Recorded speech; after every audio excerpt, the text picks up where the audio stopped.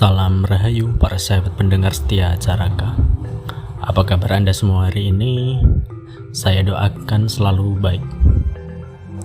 Pada kesempatan kali ini kita akan sama-sama mengkaji Serat Dharma Sunya bab ke-6, lanjutan dari episode yang kemarin. Dan mari kita mulai.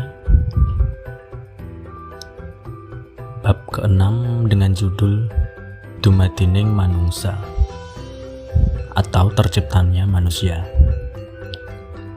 menceritakan terjadinya manusia kedua menurut Serat Citapsara, pengajaran Dewi Rukmawati, dan keterangannya di bawah ini.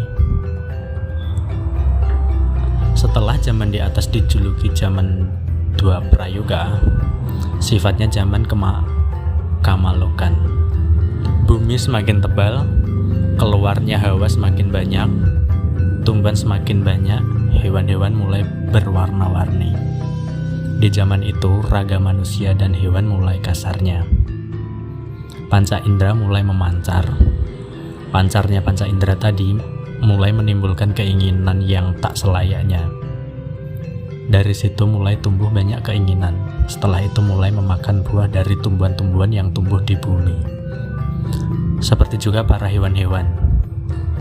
Cahayanya mulai redup dan menjadi rugi untuk kesaktiannya.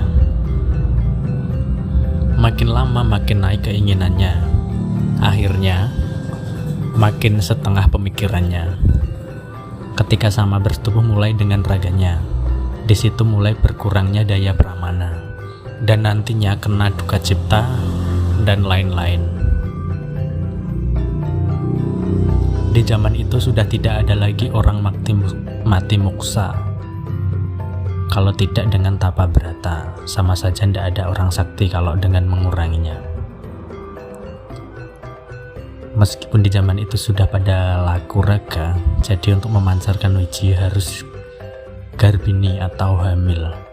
Serta di zaman itu sudah tidak bisa menarik wiji, kecuali dalam keadaan hening.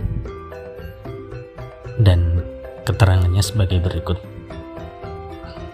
Saat ada jalma mengheningkan cipta, kurang lebih selama sapandurat, itu baru bisa menarik wiji. Maksudnya wiji saat keluar, masuknya nafas, kemudian meresap ke otak, kemudian meresap ke panon. Yang disebut panon adalah sarinya air di otak yang berada di dalam manik. Wiji tadi berada di situ dan ketempatan pramana serta bercampur rasa.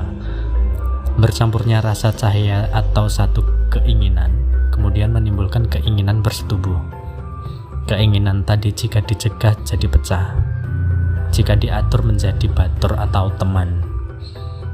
Begini, jika siapapun kesusupan wiji maka harus menanggung, sehingga menambah sorotnya kegunaan. Bila diturut menjadi putra. Penjelasannya di bawah ini. Saat ada di dalam sajumbana atau senggama, lakunya nafas menuju cepatnya hidung sebelah kiri. Pertanda wiji tadi terbentuk ada pada panon yang kanan, itu tempat wiji laki-laki.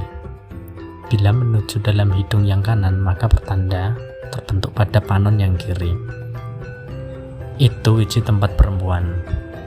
Bila nafas kiri dan kanan sama cepatnya, maka pertanda terbentuk wiji yang ada di tengah-tengah panon.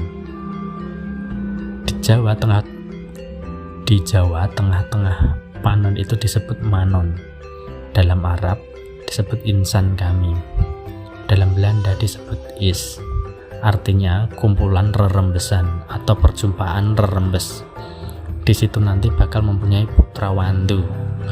Disebut wandu, perempuan juga laki-laki, laki-laki juga perempuan.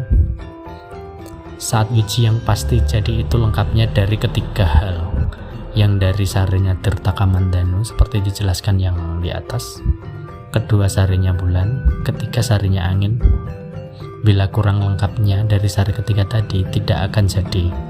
Senatian jadi, tidak akan kuat hidupnya. Sarinya Tirtaka Mandanu bila hanya dengan sarinya bulan tanpa sari Maruta, tidak pasti kuat menjadi manusia. Seperti itu awalnya ada umur panjang dan tidak. celaka dan beruntung, dan mungkin akan dijelaskan lebih detail di bab-bab berikutnya. Seumpama ada manusia bisa mengheningkan cipta selama 2 pandurat, itu bisa menarik 2 wiji yang mempunyai lebih kesantosan. Juga lebih banyak kuasa disebut kembar atau dambit. Bila keluar kembar, pertanda wiji tadi terbentuk di panon yang sebelah. Bila keluar dambit, pertanda terbentuk dari panon kiri dan kanan.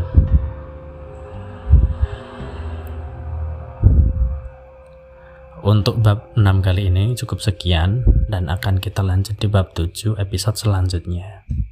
Semoga kajian hari ini dan kemarin menambah sedikit wawasan kita semua. Mohon pamit, sampai jumpa di episode selanjutnya, dan salam rahayu.